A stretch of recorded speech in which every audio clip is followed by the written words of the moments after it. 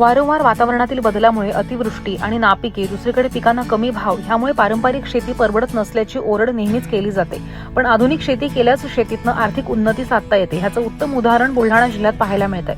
देऊळगाव राजा तालुक्यातील शिवनी आरमाडमधल्या युवा शेतकरी गणेश माटे या युवा शेतकऱ्यानं आपल्या पदवीपर्यंतचं शिक्षण पूर्ण केलं आणि नोकरीच्या मागे लागून पैसा आणि वेळ व्यर्थ न घालता त्यानं आपल्याकडे असलेल्या वडिलोपार्जित 10 एकर शेतीमध्ये पारंपरिक शेतीला फाटा देत फळबाग लागवड केली आणि ह्या शेतीतच आपल्या कुटुंबासह मेहनत घेऊन त्यानं 3 एकर डाळिंब, 2 एकर द्राक्षबाग आणि उर्वरित 5 एकरामध्ये खरबूज टरबूजाची लागवड केली. त्याच्या माध्यमातून हा तरुण वर्षाकाठी जवळपास 40 लाख रुपये निव्वळ नफा कमवतोय. इतर तरुणांनी सुद्धा फळबागा आणि भाजीपाला लागवड करून आधुनिक शेतीच्या माध्यमातून आपली उन्नती साधावी असं आवाहन हा प्रगतिशील युवा शेतकरी इतर तरुणांना करतोय. रोल. नमस्कार, मी गणेश शिवदास मांटे, राहणार शिवनी आरमाड. माझं शिक्षण ग्रॅज्युएशन झालेलं आहे आणि मी उच्च शिक्षित असूनसुद्धा नोकरीच्या पाठीमागे न वळता आधुनिक शेतीकडे वळलो.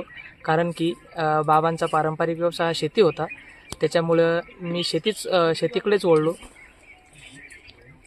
सध्या तुमच्याकडे किती शेती आहे आणि त्या शेतामध्ये किती कशी लागवड केली? सध्या माझ्याकडे 10 एकर शेती आहे आणि आमच्याकडे 2 एकर द्राक्ष लागलेलं आहे, 3 एकर डाळिंबे आणि 5 एकरामध्ये खरबूज टरबूजाचीही शेती केली जाते. आम्ही पारंपरिक शेती करत नाही आणि पूर्ण ही बागायती शेती करतो. या सर्व एकूण फळबागेपैकी एकरी किती उत्पन्न तुम्हाला या ठिकाणी मिळत आहे आणि किती निव्वळ नफा मिळत आहे? हे 2 एकर द्राक्ष आहे. 2 एकर द्राक्षामध्ये कमीत कमी समजा 15-1 लाख रुपयाचं उत्पन्न मला अपेक्षित आहे, कारण की यावर्षी द्राक्षाला रेटही खूप चांगले आहेत आणि माझ्याकडे 3 एकर डाळिंब आहे. डाळिंबामधूनही 20-25 लाखाचं उत्पन्न 3 एकरामध्ये अपेक्षित आहे मला.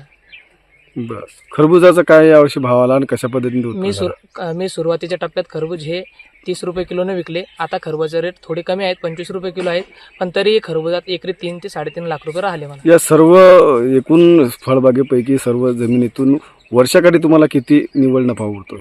या सर्व जमिनीतून एका वर्षाला मिनिमम मला 40 लाख रुपये नफा उरतो.